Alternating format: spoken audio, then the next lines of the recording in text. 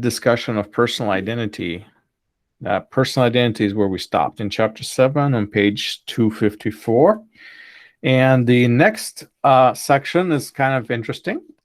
It's something definitely new. And that's the idea of cyber identity or fantasy identity. I think that's very applicable to our world today. People spend a lot of time online, okay? They spend a lot of time in the internet. And that, of course, means a lot of social networks, right? Because that's a huge part of our internet today. It wasn't so a few years ago, but it is a huge part of it today. And so because people spend a lot of time on the internet, they connect with other people on the internet, and they create a virtual identity for themselves, essentially, through those networks, social networks that they have. You know, the whole phenomenon of selfies is something that, you know, has basically emerged just recently. People doing that, and then putting images onto the web about themselves, presenting their personality in a certain way, and communicating with other people who may not know them, you know, in personal everyday life. And so sometimes that lends itself to the formation of this cyber identity, whatever people present themselves to be. And then sometimes that trickles into the fantasy identity, where they actually are not who they are. Online, they can be anybody they want to be, right? So that's the idea. Yeah, if you don't like who you are, you go online and change it, right? And you create this fictional identity. It's not really who you are, but that's who you want to be. And that is quite common today. So you run into that a lot of times, and people would start like these dating websites where people would meet each other because they want to meet another person. And so the description is one thing and the picture is one thing, and you look at all that, then the people meet in real life, they're like, okay, you're nothing like what that description said, basically. So it's very easy to create a identity that's not realistic. It's a bit more fantasy-like. And so people play games online, they do things online where they can be anything they want to be. You can play a character online, and you can, if you're a male, you can pick a female character. You can play as a female, dress like female and identify yourself by whatever female name and things like that. And so that's called role play, And so actors do that all the time. But people do that to the degree to which that, becomes a part of who they are, essentially. Their fantasy identity can actually take over. So you will see that from time to time. And people get into that, especially in all the different fantasy computer games. People take on various identities, and sometimes they dress up as those people and start acting it out in real life as well. So it's funny, but it's a phenomenon in our society. It's a very recent development. But those are all contributing factors to our understanding of self and to how we want to be understood by other people. So we are constructing our identities. And sometimes our online identity or our cyber identity becomes a big part of who we are in real world as well. So that's it. All begins with emails and usernames and things like that, and avatars on different places, and then before you know, you build the whole identity that's maybe something else. So hopefully I'm talking about something that you guys are familiar with, because we all do spend a lot of time on the internet. And so of course then there's other identities out there that the authors mentioned besides those big major ones. But these big major ones are the ones that the book focuses on, are important to know and important to focus on. There's a lot of smaller, tinier, less significant identities that many of us are not even aware of. They may be there, but we just don't think about them much. Okay. Now, the next section of your textbook talks about identity acquisition and identity development. It's an interesting section. I'm not sure how relevant it is, how deeply relevant it is for communication, but besides the fact that it is good for you to know and to understand how scientists who study identity understand the process of us acquiring an identity and then developing an identity. Because remember, we always change. We don't stand still. So the question is, how does that really work? And so what the scientists who study identity mention all the time, over and over, is that our identities are a product of contact with others. We don't just become something. We become something because we have contact with other people who put us in that category or push us in that category, or this is how they see us. And so perhaps we share that identity with them, and that becomes a defining moment for us.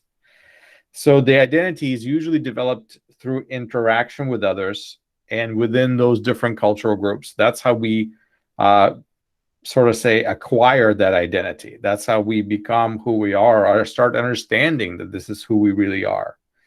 And then our individual identity is basically becomes a result of multiple identities that we have in multiple groups that we belong to. And the example that the textbook gives you is that you can identify as a male, or you can identify as a daughter, you can identify as a college student, and etc. And so as that process goes on, of course, those identities will change and morph. But it is a process that is dynamic. It's constantly changing. It is influenced a lot of times by family, by culture, by the social groups that you belong to, and by personal experiences. And that is how our identity essentially is acquired and constructed. It's not something that we even have 100% full control of. Let's put it this way. Maybe not at all times. So the authors of this textbook present some pretty sophisticated anthropological theories to you, which I find interesting. So we could talk about them just for a few minutes here. They talk about 3 stages, and so Finney has developed this three-stage model to help explain how identity develops. Okay, and so what he has on page 257, you can see the little box. His 3-stage identity development. You have unexamined identity, which leads to ethnic identity, which leads to ethnic identity achievement. So this basically presents an idea that there's sort of a search that you go through. Unexamined ethnic identity, you identify who you are, but you don't really think about it often because it's not relevant to you. A lot of times people don't consider who they are, their ethnic identity, because they're surrounded by people just like them. You're around other people who are just like you, so there's no need for you to define yourself because you're all the same, or more or less the same. Let's put it that way. And so the ethnic heritage that you have is not a big deal because nobody even talks about it. It's not important. But then something happens when you're no longer in majority anymore all of a sudden, or you're in a different environment, and and all of a sudden you start searching and looking, well, who am I? What am I? And so it's what he calls ethnic identity search. You become interested in learning who you really are and understand what makes you who you are.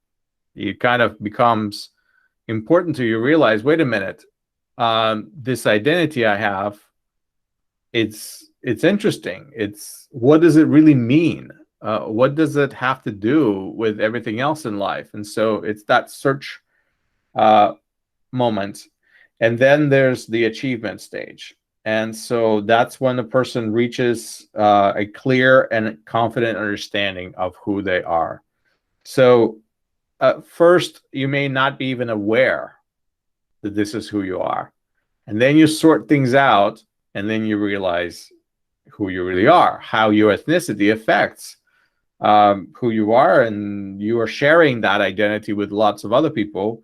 So that's the model that he has. Now, there's another model here that's presented a little bit lower. Is another box, is a more multi-stage identity development model that shows the step-by-step, sort of say, processes that people go through. And this one includes things like conformity and resistance, and separation and reintegration. This model is a bit more complicated. And because some anthropologists have noticed that some of us do not conform to our identity, we fight it, we examine it, we look at it, maybe there's some things we don't like, and we resist. We become countercultural sometimes. We don't want to be lumped into the same box as everybody else. We search for our own way, our own path. And so at first, you do what everybody else does. And then you realize the only reason I'm doing this is because everybody else is doing it. That's not good enough reason. So you go off and say, I'm going to do my own thing. I'm not going to be like everybody else. Why? Because I'm me. Just because everybody else does that, that doesn't mean I have to. So, and then people resist, they separate, they do something else. Maybe they go live somewhere else, try different things.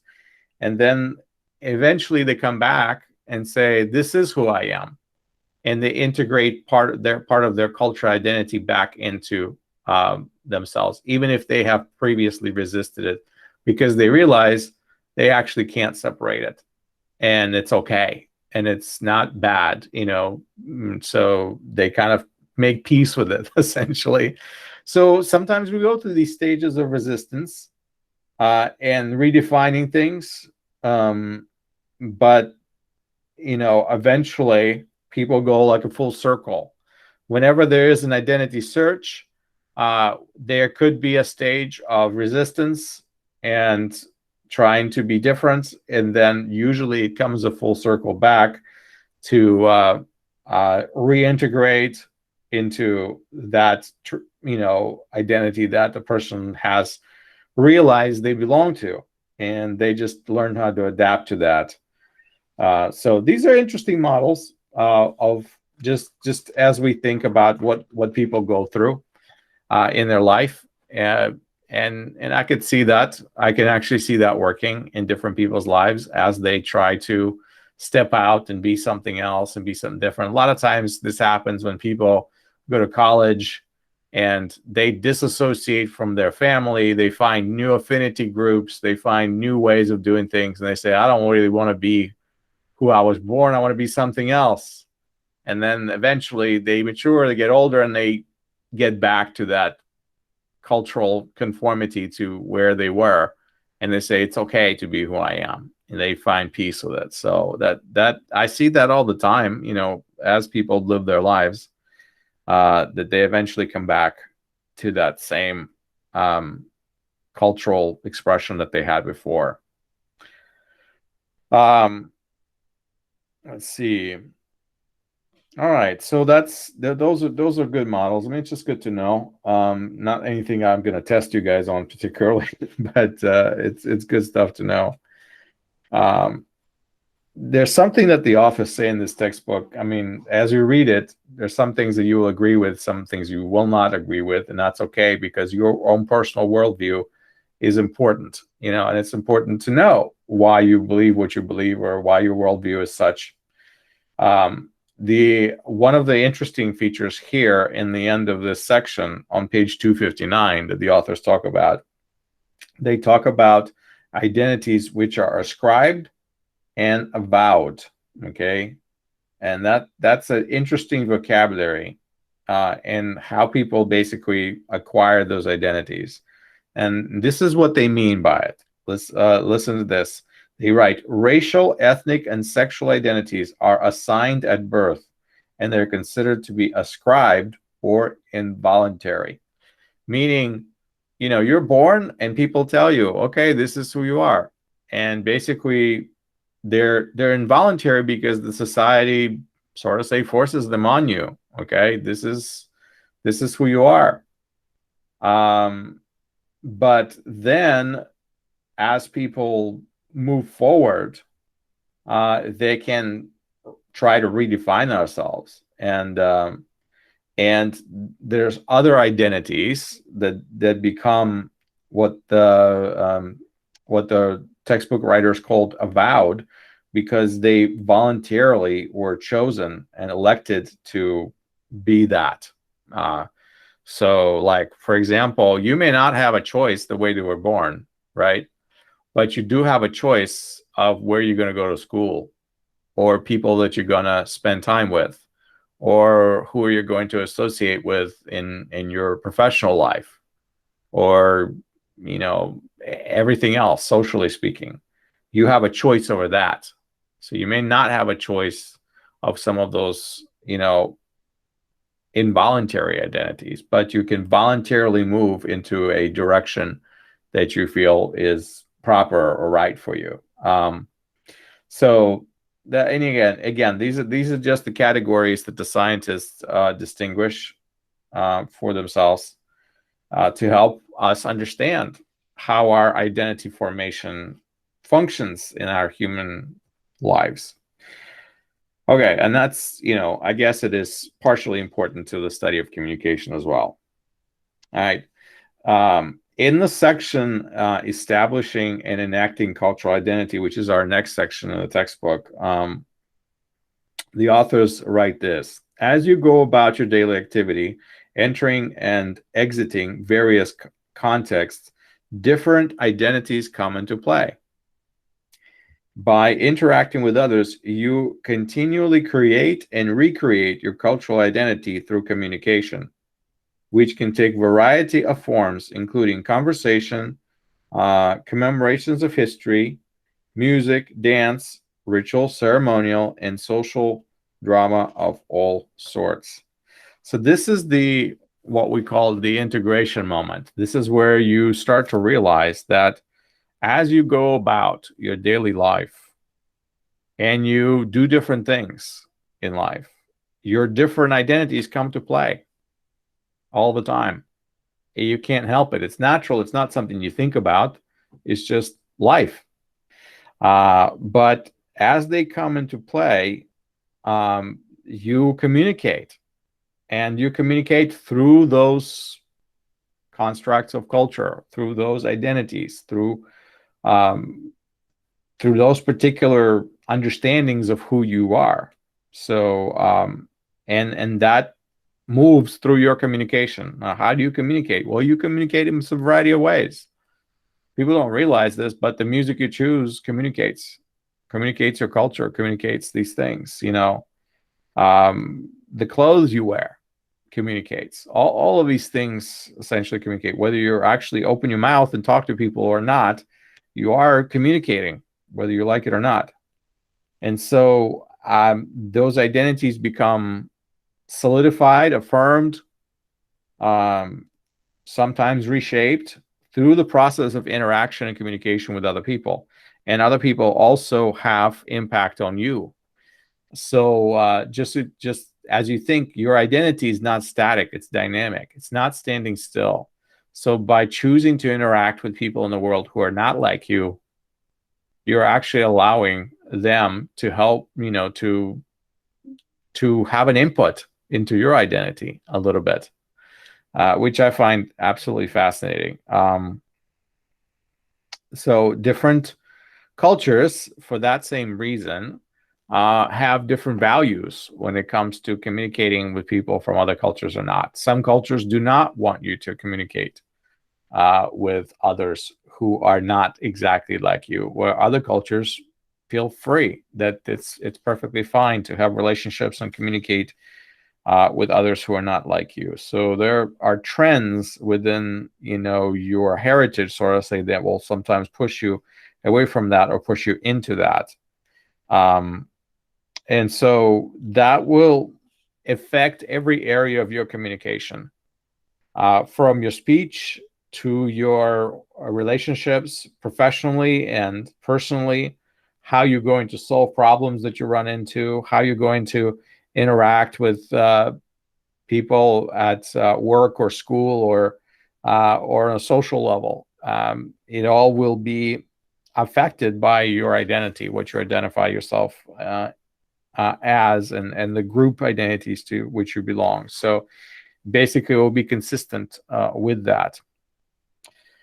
And so, in that sense, establishing and enacting your cultural identity is something we all do, and we do that pretty much organically. We don't need to be told to do that. Almost all cultures have ways of helping us to establish our identities and to enact our identities. Almost all cultures have some kind of social rituals or things that people do that helps them ground themselves in further in that culture and affirm their identities. So, and there are moments of celebrations of identity that each culture has. I mean, I don't know, if you can think of some moments perhaps in your own culture like that. But that's what we do. So it's a process. Another section here in the textbook that I think is very relevant and we can definitely appreciate is the idea of globalization and cultural identity. We've spoken about this a little bit previously. Fabio has brought up the question of like, how much is this globalization really affecting us? Are we not moving towards one culture where we're all going to be the same?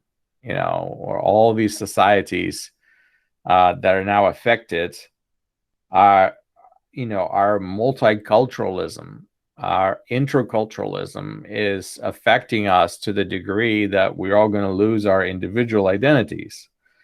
And this is an interesting trend. As globalized as we are, as much as we focus on, being intercultural, as much as we have opportunities of intercultural contact with other people, it seems that the globalization does not create one unique culture. So far, we are not getting there. We're actually getting more pushback, believe it or not. It's interesting. The globalization is having almost an opposite effect. You would think that we would all become, sort of say, mixed together, sort of say, citizens of this one big culture that's kind of homogenized, kind of all mixed, but we're not. And this is a fascinating aspect, that people are still choosing to identify with their unique cultures which they come from, regardless of being a part of this huge globalized society. They cling to aspects of their heritage and their own culture. In fact, in some people, it causes such a serious pushback, but they become more focused on their unique identity and their unique culture because we are part of a globalized society. They push back on that notion of becoming one singular culture per se. So it's a fascinating experience, but there's a pushback, and that is obvious. That is a trend that people have noticed. That people who study culture and see how cultures blend and mix have noticed that globalization actually has produced this effect. So on one side we have this opportunity to cross borders all the time and cross cultures all the time, and on the other side we kind of what in America they call circle the wagons, where we just create a perimeter around ourselves and we choose to not let certain things in because we don't consider them to be helpful. So some states, some countries, and some cultures are particularly threatened by this idea of creating one big, huge global society. Some cultures are very closed to the outsiders. They do not want the values of the outside world to influence their own values. And so they artificially create borders, they create obstacles for this not to happen.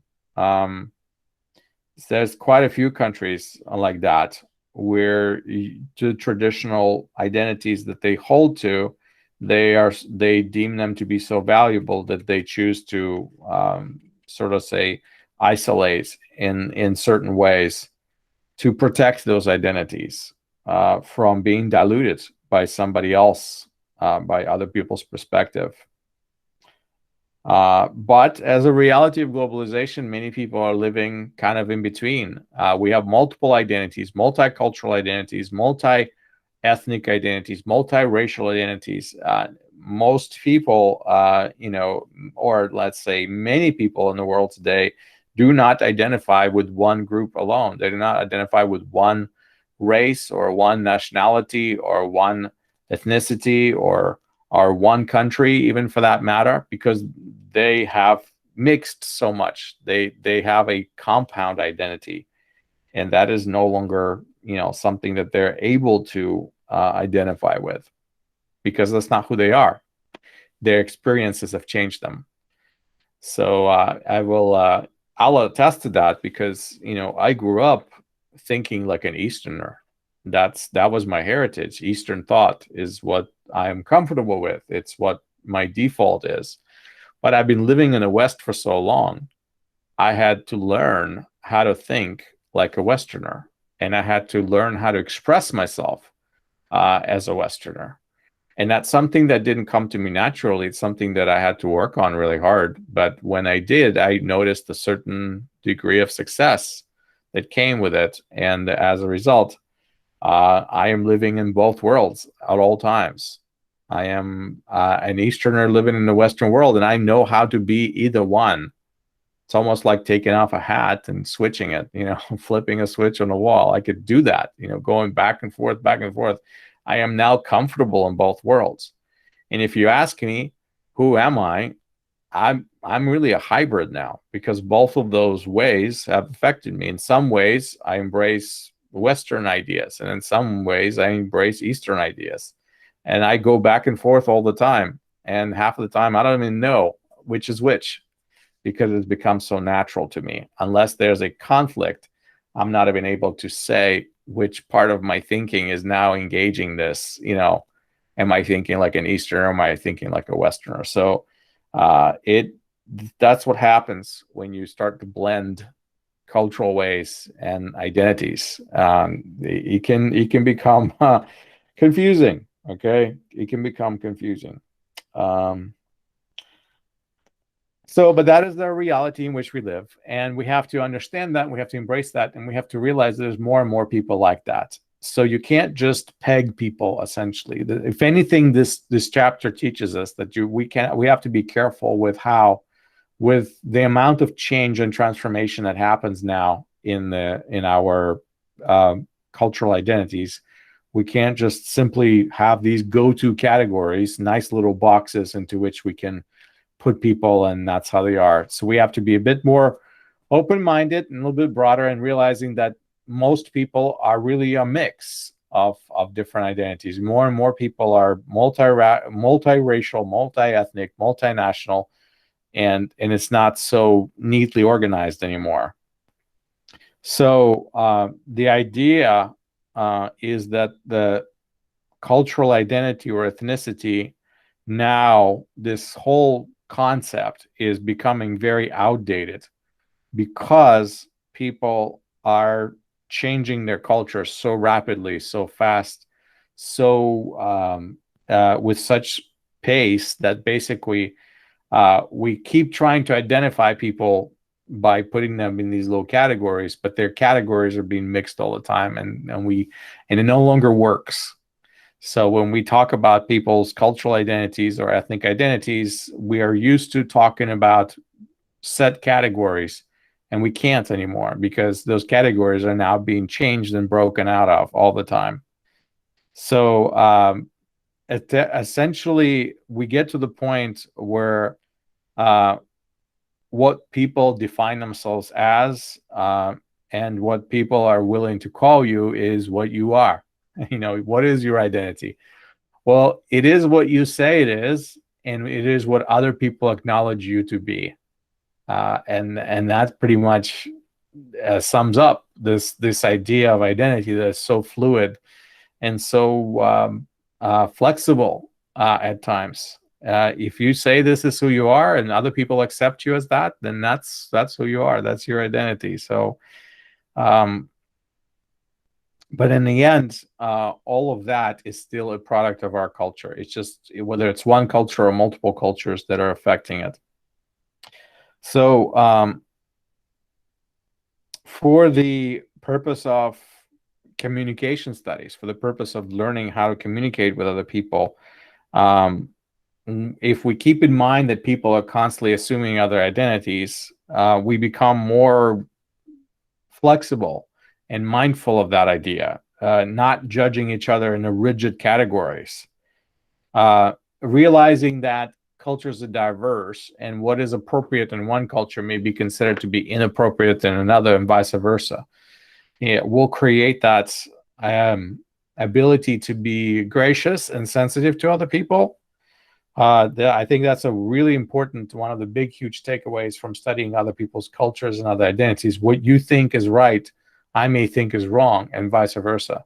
And giving each other the benefit of the doubt, realizing that the person you're speaking to comes from a different place, and their world is so different that you have to accept them as they are versus trying to force them into whatever box that you think they're in. That will affect your communication. And a lot of times people are being forced into boxes that they don't belong in, and that is hard and it's unfortunate, but we have to adapt. I think all of us are, to some degree, are being sometimes pushed into places and positions that we are not comfortable with. Maybe you're not comfortable with this Western style of education. I mean, I know that. I know a lot of my Asian students are not comfortable with that at all, because I expect them to talk in class, and they don't like to talk in class. And I understand. It is a cultural issue. It is something that people are not comfortable with because of where they come from. And I try to be gracious. Unfortunately, the Western system of education is built on speaking. There's no other way, to do it. So, if you want to be educated another way, then don't go to university, go somewhere else, create an alternative. But unfortunately, the Western system of education is built on orality. You have to be able to express yourself. You have to be able to express your thoughts. And that means speaking, and that means writing. And that is a system. But if you think about it, this whole enterprise, this whole college, university style education is a cultural construct. Who says that it has to be this way? Who said that this is the right way? Culture did.